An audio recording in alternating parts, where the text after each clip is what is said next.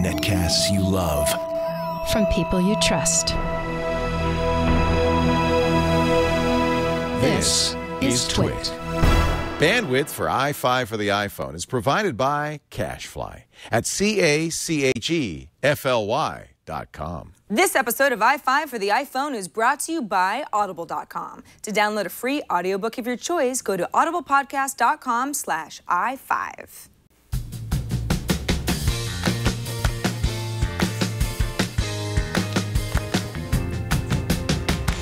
Hello, friends and adversaries. I'm Sarah Lane. Welcome to the latest episode of iFive for the iPhone. This is the show for us, the iPhone fanatics, the people who sleep with our iPhones.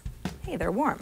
Every week we cover 5 topics from the apps you must have to the news you must know, and we'll throw in a few tips and tricks along the way. But enough about us, on with the show. Number 1. I've mentioned in the past how much I love to use my iPhone as a camera. Have I mentioned that? Yes, and you probably do too. But what happens when you and I take a bunch of photos somewhere together? Your photos are on your phone, mine are somewhere else, and now we have to coordinate to share them, and that's a pain. And also why a new app called Flock is a godsend. As long as you have location services turned on in the camera app of your choice, and that's very important, you can just start taking photos. Through Facebook Connect, Flock knows which of your real friends are in the same place as you and are also taking photos based on that shared location data. Once Flock identifies a series, it creates a shared album. At this point, you have the option to upload any photos that Flock suggests. It's nice to have this as an option rather than a default so that you can choose not to share, I don't know, an embarrassing photo, something that's unflattering, photo of the ground, etc. You also don't really have to think about using Flock. If you've been out and about, you've been taking photos, Flock will send you a notification if you have photos it thinks you should share with your friends or a friend's photos to view. And here's the kicker. Flock works backwards in time. So for example, a few months ago, I went to a Cinco de Mayo party. It was really fun. I took a bunch of photos. But I never knew that this photo of me and my friends, Ashley and Molly, even existed. I forgot about it. And it's really cute.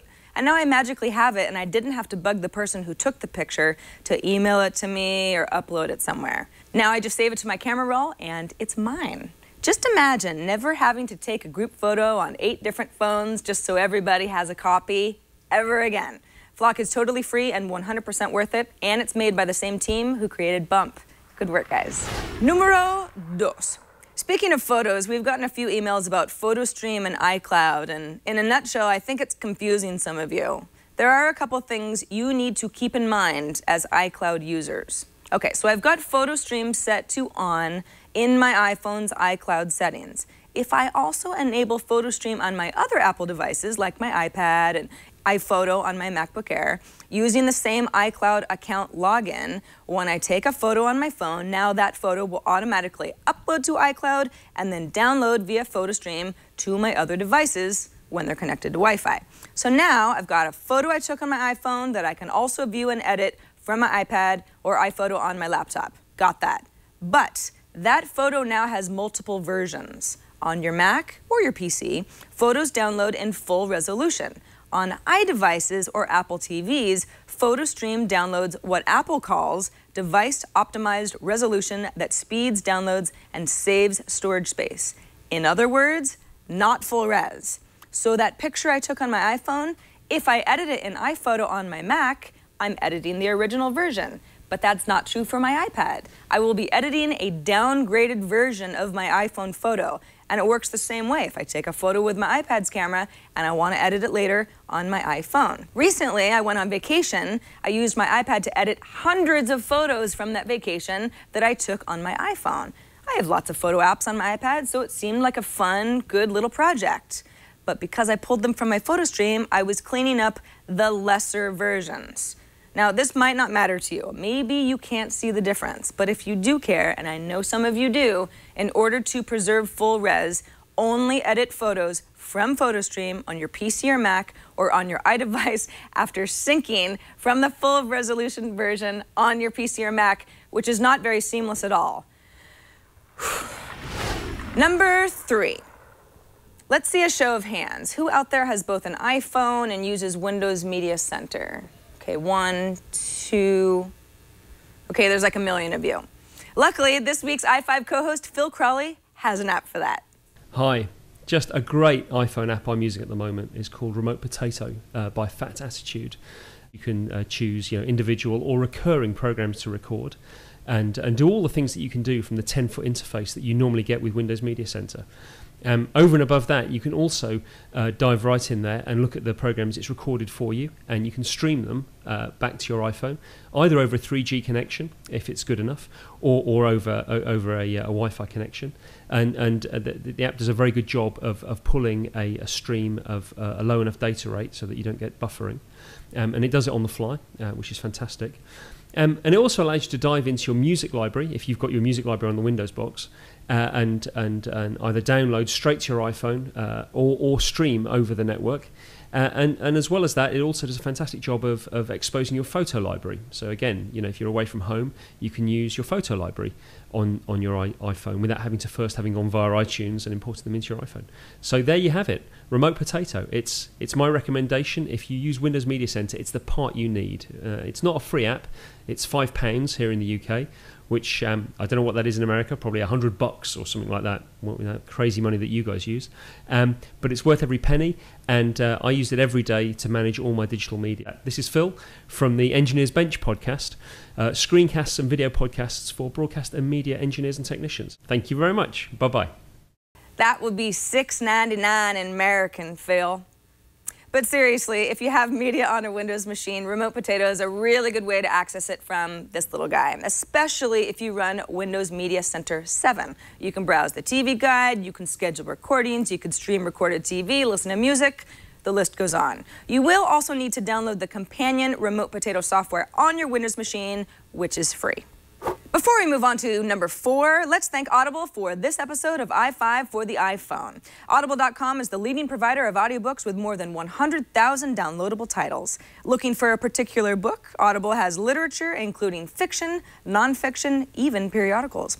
For iFive viewers, Audible is offering a free audiobook to give you a chance to try out their service. One audiobook you may enjoy from the bestsellers list is The Hunger Games. Aren't you tired of hearing about what a good book series it is? Why don't you listen to it? To download this audiobook for free or another one of your choice, go to audiblepodcast.com/iFive. Number 4.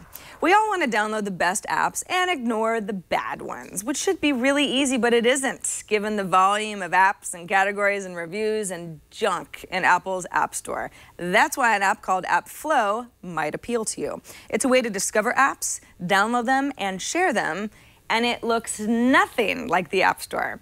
When you first sign up, you'll automatically follow some suggested users in what's called your flow. They have cutesy names like Designer Debbie and Business Ben. If I browse Designer Debbie's lists, I can find apps that she's put into a bunch of different design categories.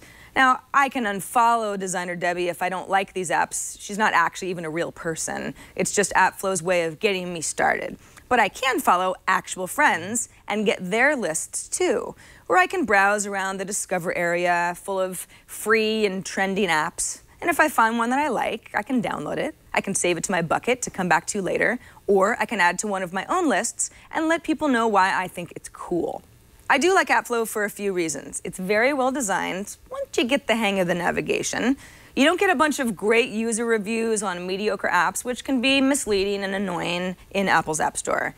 But I do wonder how many of us are honestly going to take the time to curate app lists for our friends. AppFlow really needs that to feel social. Then again, it's only a week old, so give it a spin. It's free.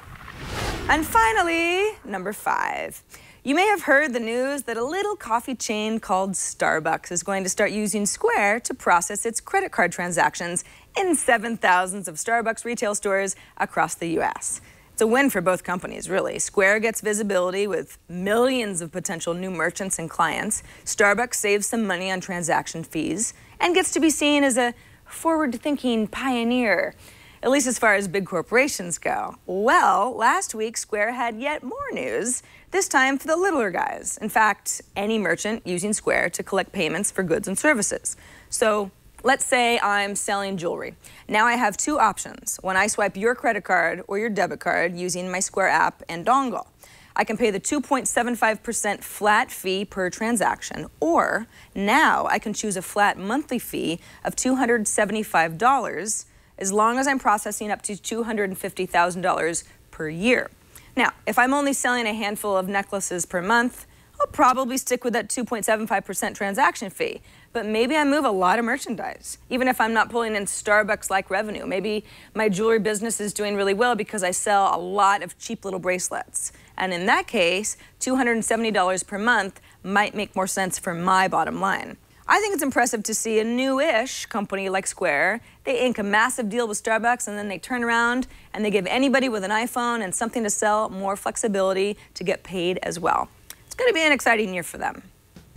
That wraps up this episode of iFive for the iPhone. For our episode archives and links to subscribe to the show in HD, just visit us at twit.tv/iFive. And if you've got a tip, a question, or an idea, email us at iFive@twit.tv or leave us a voicemail, 614-ON-iFive. That's 614-ONIFIVE, or send us a video with an app review of your own. Try to keep it to 60 seconds or less, and thanks in advance. I'm Sarah Lane, and I'll be back with a brand new iFive next week.